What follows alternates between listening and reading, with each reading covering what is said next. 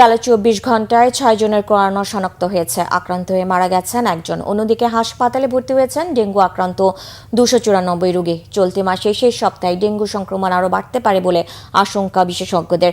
এদিকে করোনা সংক্রমণের হার এখনও কম থাকলেও আক্রান্তদের গুরুতর অসুস্থ হওয়ার হার ও মৃত্যু ঝুঁকি বেশি বলছেন বিশেষজ্ঞরা। লিজন খানের ক্যামেরায় নাবিল জাহাঙ্গীরের রিপোর্ট।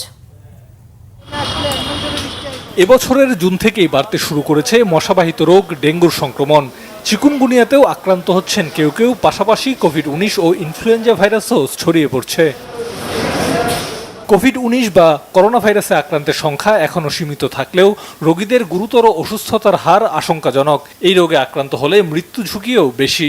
তাদের সিমটমটা আগের মতোই, মোটামুটি অনেকেরই স্বাদ এবং ঘ্রাণহীনতা পাওয়া যাচ্ছে। তারপরে অনেকের কিন্তু অক্সিজেন লাগতেছে, যেরকম আমাদের অ্যারাউন্ড এই পর্যন্ত যতগুলো রোগী আমাদের ভর্তি ছিল অ্যারাউন্ড অলমোস্ট 40% কিন্তু অক্সিজেন দিতে হয়েছে।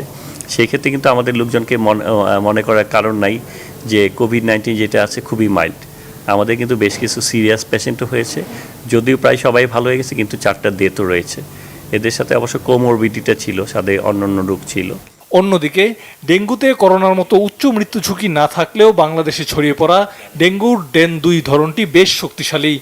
ডেঙ্গি যদিও কোভিড-19 চেয়ে একটু কম মৃত্যু হার, অনেকটাই কম, কিন্তু তারপরে কিন্তু টোটাল সংখ্যার দিক দিয়ে কিন্তু এটা একেবারে কম না।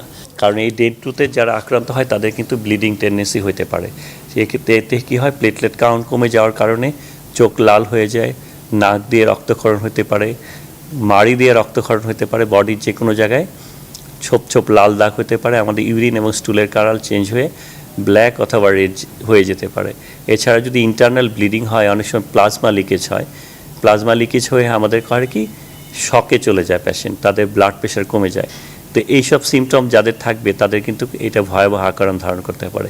প্রতি বছরের মতো এবারও জুলাইয়ের শেষ দিকে ডেঙ্গু আক্রান্ত রোগীর সংখ্যা বাড়তে পারে বলে মনে করছেন বিশেষজ্ঞরা। কয়েকটি ভাইরাসজনিত রোগ একসাথে ছড়িয়ে পড়ায় দেখা দিয়েছে আশঙ্কা। তাই অবস্থা নিয়ন্ত্রণের বাইরে চলে যাওয়ার আগেই সবাইকে সচেতন হওয়ার পরামর্শ বিশেষজ্ঞদের।